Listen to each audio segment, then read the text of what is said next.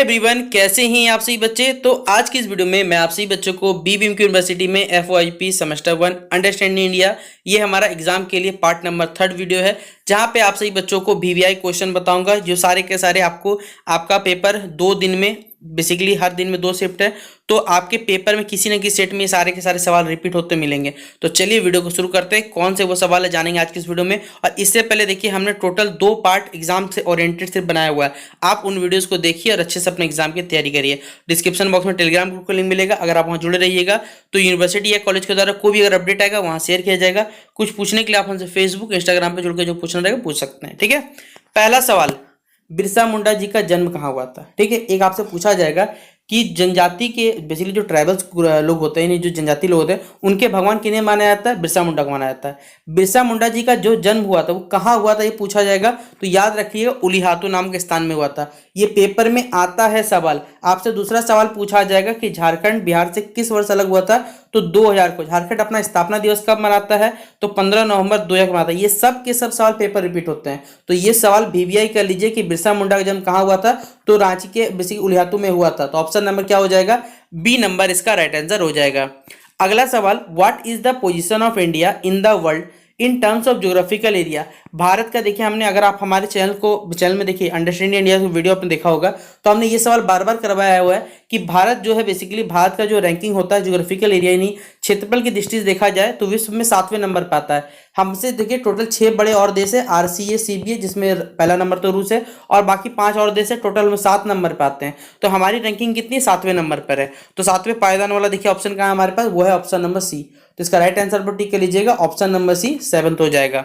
फिर अगला बोला गया है, विच of the following states of India is smallest in terms of area. देखिए क्षेत्रफल की दृष्टि से अगर देखें तो इनमें से हमारे भारत का राज्य कौन सा सबसे छोटा एरिया रखता है, ये हमें बताना है।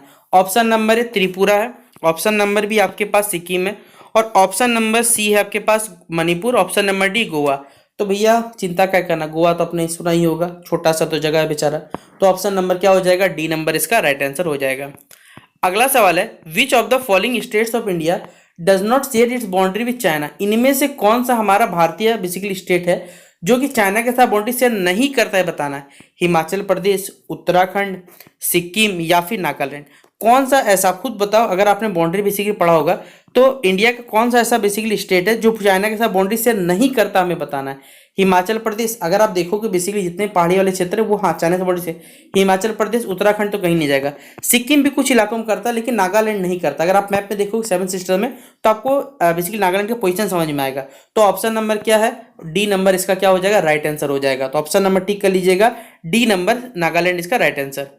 फिर अगला बोला गया, विच of the following coastal region in India. इनमें से देखिए कौन सा हमारे भारत में कोस्टल रीजन यानी जो तटीय प्रदेश है बेसिकली, जहां पर रिसीव्स रेनफॉल फ्रॉम, बेसिकली जहां पर जो बारिश होता है वो नॉर्थ ईस्ट यानी जो उत्तर पूर्वी मानसून आता है उसमें से, उसके कारण बेसिकली बारिश होता है, ये बताना है। कौन सा कोस्टल रीजन है भारत का, ये बताना है हमारे पास, ठीक है।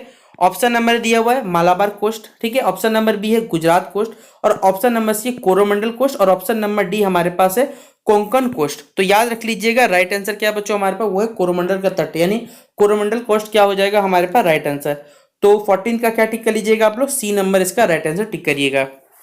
अगला सवाल है, the highest peak of India K2 is situated in which Himalayan range. देखिए आपको मालूम है कि भारत का देखिए सबसे जो सर्वोच्च शिखर है, चोटी जिसे माना जाता है, वो K2 काराकोरम को माना जाता है। लेकिन ये हिमालय के किस रेंज में आता है, हिमालय को देखिए कुछ ग्रुप से हम लोग क्या करते हैं, बांट देते हैं या रेंज में बांटते हैं, उसमें से कौन से रेंज के अंतर्गत आता है ये हमें बताना है। पीर पंजाल, काराकोरम, जास्कर या फिर ऑप्शन नंबर डी है कुमाऊं हिमालय। तो इनमें से किसके बेसिकली किस हिमालय के किस श्रेणी में ये आता है ये हमें बताना है। तो ये K2 मतलब होता है काराकोरम, इस रेंज के अंतर्गत आता है। तो ऑप्शन नंबर क्या हो जाएगा, बी नंबर इसका राइट आंसर हो जाएगा, ठीक है। अगला सवाल है आपसे बच्चों के लिए यहाँ पूछा हुआ है कि which of the following rivers of India flows through rift valley. देखिए इनमें से कौन सा बेसिकली हमारे भारत की नदी है, रिफ्ट मतलब होता है भ्रंश घाटी जिसे हम लोग कहते हैं, उससे होकर गुजरती है। महानदी है option number A, option number B है स्वर्णरेखा नदी, ऑप्शन नंबर सी हमारे पास नर्मदा, और ऑप्शन नंबर डी हमारे पास है कावेरी। देखिए इनमें से कौन सी नदी बेसिकली हमारे पास जो भ्रंश घाटी से गुजरती है वो है नर्मदा नदी। अगर नर्मदा नहीं मिलता ना तो नर्मदा या तापी दोनों चलता है। ठीक है, अभी ऑप्शन हमारे पास चलिए नर्मदा मिल जा रहा है, टिक कर ले रहे, तो नर्मदा या तापी एवं तापी दोनों जाता बेसिकली हमारे पास। तो फिलहाल नहीं है तो हम लोग काम चला रहे नर्मदा से, लेकिन तापी भी आपको याद रखना है।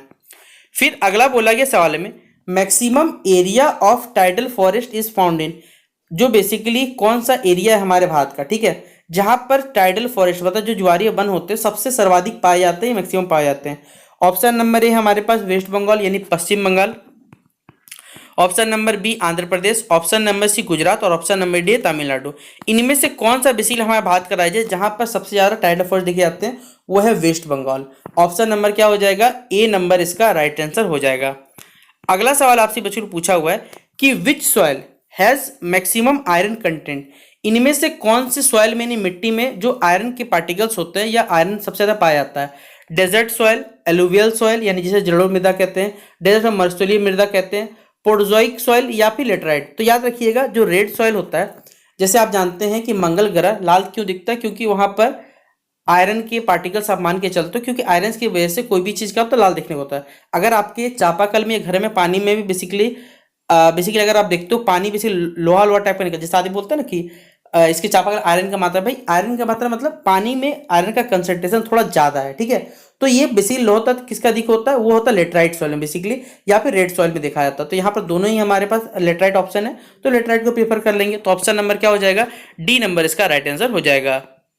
अगला सवाल है आपसे बच्चों के लिए यहाँ पूछा हुआ है कि which of the following places receive lowest rainfall India. देखिए ये सवाल अक्सर बीबीएमक्यू यूनिवर्सिटी में सेमेस्टर 1 का अंडरस्टैंडिंग पेपर रिपीट हुआ है और बच्चे हमेशा गलती करके आते हैं। ठीक है, कि इनमें से कौन सा जगह है बेसिकली जहां सबसे कम बारिश होता है, जिसमें से दो ऑप्शन जो रहते हैं ना, ये जो लेह और जैसलमेर, यहां पर बच्चा गलत करके आता है, बच्चा टिक करके आता है लेह, लेकिन राइट आंसर पता क्या है, जैसलमेर है। राजस्थान में वो जगह जहां सबसे बेसिकली कहा जाए ना कि भैया पानी कम दिखता है, तो आप जाओगे जरूर, ठीक है, लेह में जाओगे जैसलमेर, लेकिन प्रीफर किसको करोगे, जैसलमेर को। ऑप्शन नंबर क्या हो जाएगा, डी नंबर राइट आंसर होगा। अगला सवाल है विच of the following states of India has longest coastal line. इनमें से कौन सा हमारा भारत का राज्य है जो सबसे अधिक समुद्री रेखा या तटीय रेखा रखता है। आपको मालूम होगा, जैसे आप सभी बच्चों को मालूम होगा, भारत में सबसे अधिक आपको लगता होगा कि जो फिश का प्रोडक्शन होता होगा वो साउथ में होता होगा। ठीक है, आपको ये लगता होगा या तो वो तमिलनाडु में, आंध्र प्रदेश में मान के चलो, या वेस्ट बंगाल में होता हो, लेकिन आप गलत हो इस मामले में। पता सबसे ज्यादा मछली प्रोडक्शन कहाँ होता है, वो होता है गुजरात में। आपको मालूम होगा कि गुजरात के जो लोग होते हैं, गुजराती जो लोग होते हैं बेसिकली, वो मांस मछली का सेवन नहीं करते हैं, लेकिन प्रोडक्शन सोचिए वहां होता है। आपको ये बात मालूम थी, कमेंट बॉक्स में बताइएगा ये बात। तो इनमें से कौन सा भारत का राज्य बेसिकली जहां सबसे लंबा कोस्टल लाइन होता है, तो ये भी आप लोग याद रख लीजिएगा, ये कौन है, गुजरात है। ठीक है, ऑप्शन नंबर ए क्या हो जाएगा हमारे पास, गुजरात इसका राइट आंसर होगा।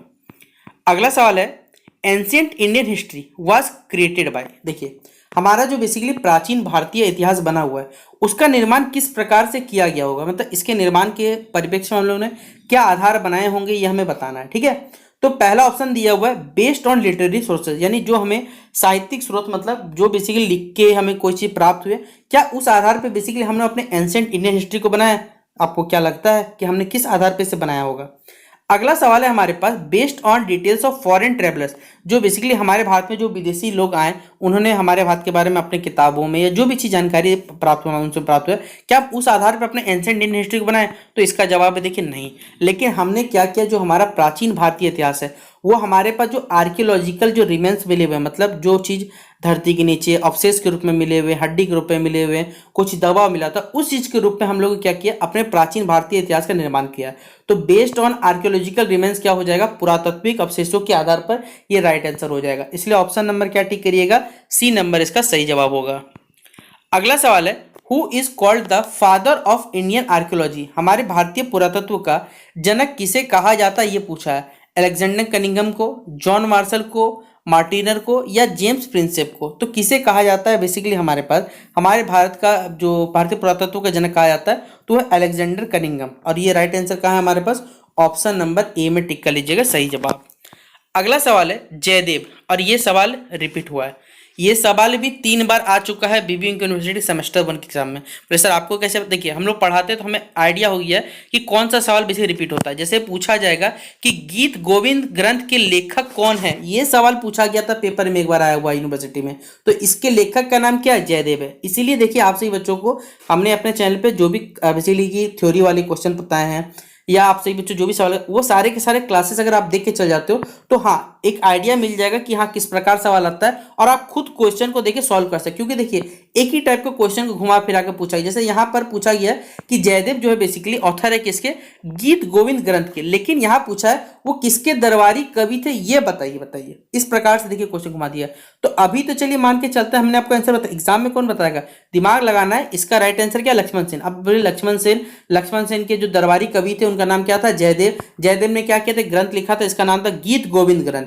इस प्रकार से देखिए शब्दों को अगर आप रिलेट करते चलोगे तो आपका अंडरस्टैंडिंग इंडिया का पेपर एक भी सवाल नहीं छूटने वाला। तो ऑप्शन नंबर क्या हो जाएगा हमारे पास, ए नंबर इसका राइट आंसर। आप सही बच्चे टिक करिएगा। अगला सवाल पूछा गया आपसे बच्चों से कि who is the author of बृहद संहिता, और ये भी सवाल आया हुआ है VVI कली स्टार मार्क, कि बृहद संहिता के जो लेखक है वो किन्हें माना गया बताना है, ब्रह्मगुप्त या पालकाव्य, आर्यभट्ट या वराहमिहिर। तो इसका राइट आंसर क्या हो जाएगा हमारे पास, वराहमिहिर। ऑप्शन नंबर क्या हो जाएगा, डी नंबर इसका राइट आंसर। आप सही बच्चे टिक करिएगा। अगला सवाल है पूछा हुआ है कि Chachnama is a book of which language. देखिए जो चंचनामा बुक है बेसिकली पुस्तक है वो किस भाषा में लिखा गया हमें बताना, पर्शियन है, अरेबिक है, या जिसे हम हिंदी में अरबी कहते हैं, इंग्लिश है, अंग्रेजी, हिंदी या हिंदी कहा गया है। तो जो चंचनामा पुस्तक है बेसिकली वो किस भाषा में लिखा गया है या किस भाषा ग्रंथ है, तो याद रख लीजिएगा वो है हमारे पास अरेबिक यानी अरबी है। तो ऑप्शन नंबर क्या हो जाएगा, बी नंबर इसका राइट आंसर हो जाएगा। फिर अगला बोला गया who build the sun temple. देखिए यहाँ सन टेम्पल के साथ आपको यहाँ लिख दिया गया बगल में मार्तंड टेम्पल, यानी जो मार्तंड मंदिर है, जो सूर्य मंदिर है, उसका निर्माण किसने करवाया था ये आपसे पूछा गया है। ऑप्शन नंबर ए कश्मीर के रूलर ललिता देव ने, या फिर जो कामरूप के शासक थे भास्कर वर्मन ने। तो याद रख लीजिएगा इसका राइट आंसर क्या होगा, कश्मीर के जो शासक थे ललिता देव थे, उन्होंने इसका क्या करवाया था, सूर्य मंदिर यानी जो इसे मार्तंड मंदिर कहते हैं उसका निर्माण कराया था। तो ऑप्शन नंबर क्या हो जाएगा, ए नंबर इसका राइट आंसर हो जाएगा। अगला सवाल है who is the author of Amarkosh. Amarkosh के रचयिता किन्हें माना जाता है, अमन दास को, अमन सिंह को, या फिर अमर सिंह को, या फिर अभिनंदन। देखिए एक ही जैसे नाम जब रहता है तो बच्चा कंफ्यूज हो जाता है कि भैया कौन सा नाम, अगर उसे याद भी है तो भूल जाता है। तो दिमाग लगाइएगा, ए से अमर, और अमर हमारे पास राइट आंसर किसमें है, वो है ऑप्शन नंबर सी में। तो 27 का क्या हो जाएगा, सी हो जाएगा। अमरकोश के लेखक या रचयिता कौन है हमारे पास, वो है अमर सिंह। तो ऑप्शन नंबर सी हो जाएगा इसका राइट आंसर।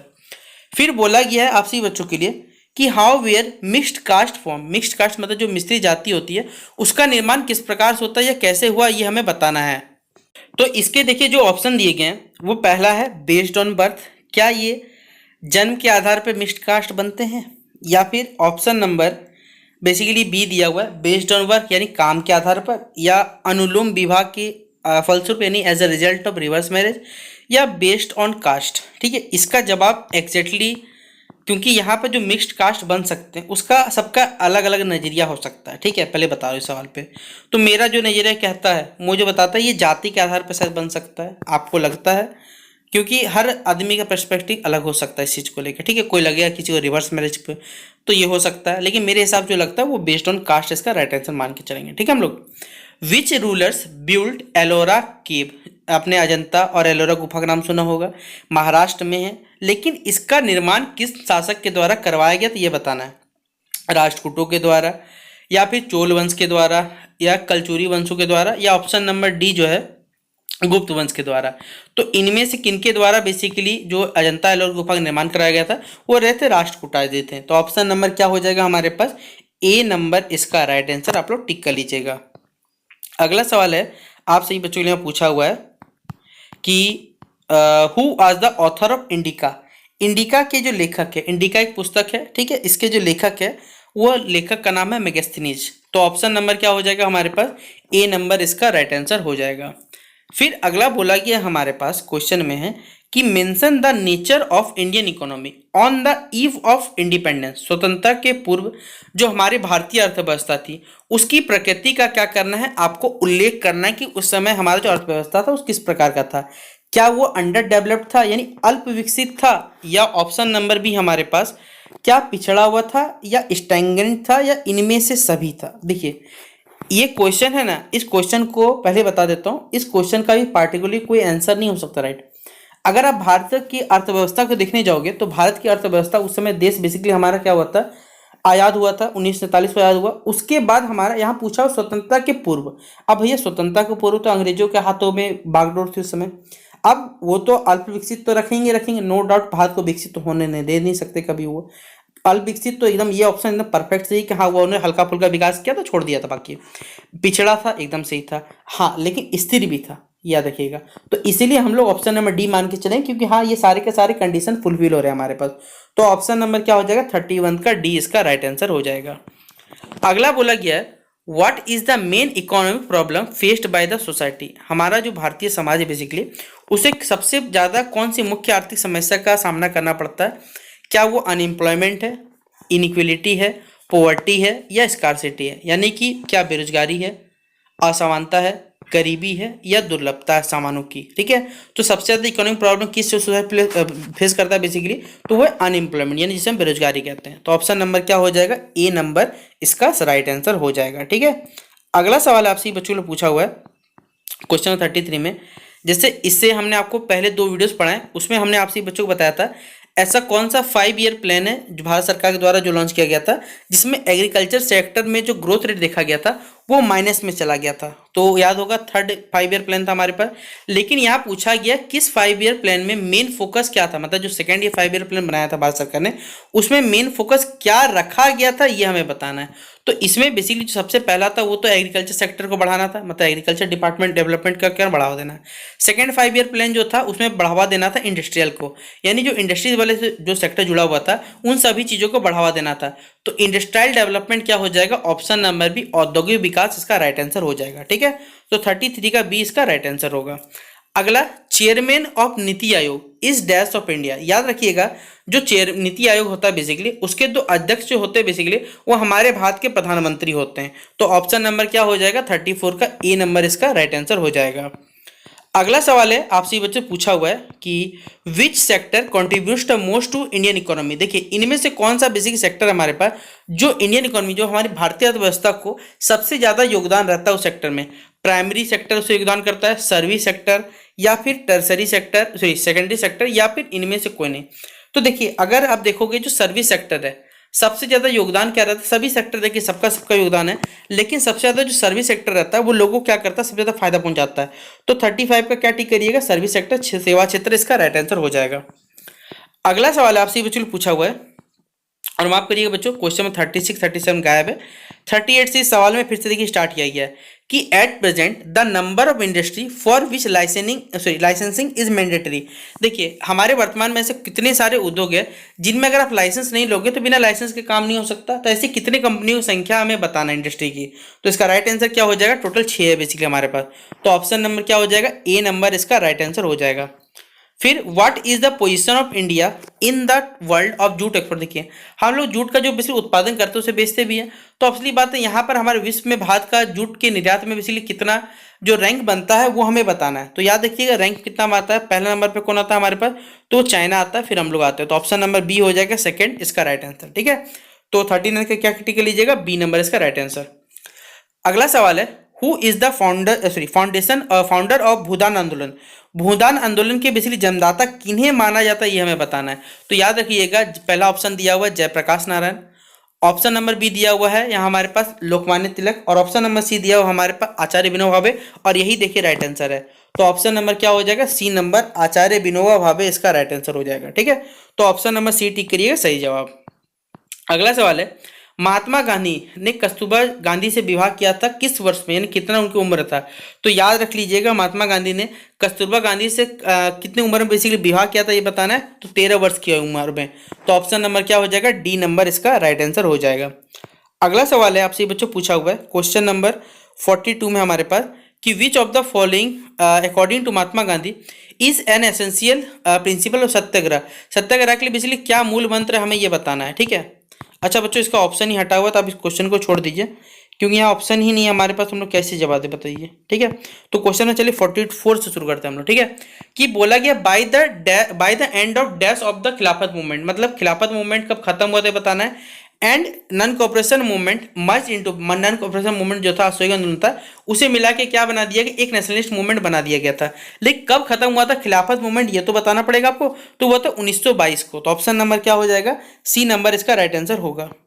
अगला सवाल है defence expenditure of British government increase in 1919। देखिए आपको मालूम प्रथम विश्व युद्ध 1914 से लेकर 1919 तक चला था। उसके बाद जो डिफेंस एक्सपेंडिचर था ब्रिटिशर्स का वो बढ़ गया था। क्यों बढ़ गया था, ऐसा क्या कारण है हमारे पास, ये हमको बताना है। ठीक है, तो ऑप्शन नंबर दिया हुआ है, पहला जो एंग्लो मराठा वार था उस कारण से, या ऑप्शन नंबर बी है सेकेंड वर्ल्ड वार या सेकेंड एंग्लो मराठा वार। हमने अभी बताना है 1914 से लेकर 1919 तक के बीच में बेसिकली फर्स्ट वर्ल्ड वॉर था और उसी के कारण बेसिकली क्या हुआ था, यहाँ हमारे पास बढ़ गया था। ठीक है, तो ऑप्शन नंबर क्या टिक कर लीजिएगा, डी नंबर इसका राइट आंसर टिक करिएगा। अगला सवाल है हमारे पास नेम द वाइसरॉय, यानी कौन सा बेसिकली वाइसरॉय था भारत में who was associated with the formation of Muslim league. Muslim league के निर्माण में कौन से भारत के वाइसरॉय शामिल थे, हमें बताना है। बेसिकली इन लोगों का नाम में लॉर्ड वुड तो पढ़ेंगे नहीं हम लोग, ठीक है, क्या कि ये लोग चंट आदमी है, चंट आदमी लोग को हम लोग मुँह नहीं लगते यहाँ। तो चेम्सफोर्ड, ठीक है, मिंटो, हार्डिंग या रिपन, तो कौन सा होगा बच्चों हमारे पास इसका राइट आंसर, वो हो जाएगा मिंटो। ठीक है, तो ऑप्शन नंबर बी इसका राइट आंसर आप लोग टिक करिएगा। अगला सवाल है हमारे पास कि करजन, यानी जिसे हम दुर्जन के नाम से जानते हैं, उसने बंगाल को बेसिकली क्या किया, दो टुकड़ों में से बंटवारा कर दिया। ठीक है, बांग्लादेश और पश्चिम बंगाल, तो ऑप्शन नंबर क्या हो जाएगा, डी नंबर इसका राइट आंसर होगा। फिर अगला सवाल है द नेशनल एंथम वाज संग for the first time, national anthem सबसे पहले कलकत्ता अधिवेशन बजाया गया था, ठीक है, इंडियन नेशनल कांग्रेस में कब, ये हमें बताना है। ठीक है, तो ऑप्शन नंबर है 1909, 7, 11 या 13। तो राइट आंसर क्या होगा बच्चों हमारे पास इसका, वो हो जाएगा 28 दिसंबर या 27 दिसंबर था 1911। अगर मैं सही तो शायद 27 दिसंबर था। तो ऑप्शन नंबर क्या हो जाएगा, सी नंबर इसका राइट आंसर हो जाएगा। ठीक है, अगला सवाल है पूछा हुआ है कि हु वाज द पूछा हुआ हमसे first Asian to become a Nobel laureate, इनमें से कौन से एशिया के प्रथम नोबल पुरस्कार से विजेता रह चुके हैं हमें बताना है। रविन्द्रनाथ टैगोर, जवाहरलाल नेहरू, डॉक्टर राजेंद्र प्रसाद या फिरोज शाह मेहता। तो इसका राइट आंसर हो जाएगा हमारे पास रविन्द्रनाथ टैगोर। अगला सवाल आपसे बच्चों से पूछा यहाँ पर कि which of the following went to America in 1914 to join Ghadar party. देखिए इनमें से कौन 1914 में बेसिकली अमेरिका जाकर जिन्होंने गदर पार्टी में सम्मिलित हुए थे, ये हमें बताना है। महात्मा गांधी, लाला लाजपत राय, दादा भाई नौरोजी, बाल गंगाधर तिलक। देखिए इसका आंसर मुझे नहीं पता, अगर आपको आता है इस सवाल का जवाब तो कमेंट बॉक्स में आप जरूर से जरूर बताएं, ताकि इस आंसर को हम लोग कमेंट बॉक्स में पिन कर देंगे, ताकि जब भी जिस बच्चे को जरूरत पड़ेगा उस आंसर को मिला सकता है। तो 1914 से अमेरिका जाकर आप लोग बताइएगा कि कौन गदर पार्टी में शामिल हुए थे, ये जरूर बताइएगा। ठीक है, फिलहाल इस वीडियो को हम लोग यहीं समाप्त करते हैं। आशा करूंगा कि वीडियो पसंद आया होगा, पसंद आने पर बिल्कुल लाइक और शेयर करने बिल्कुल कमी ना करें। मिलते हैं नेक्स्ट वीडियो पे, तब तक के लिए जय हिंद और जय भारत।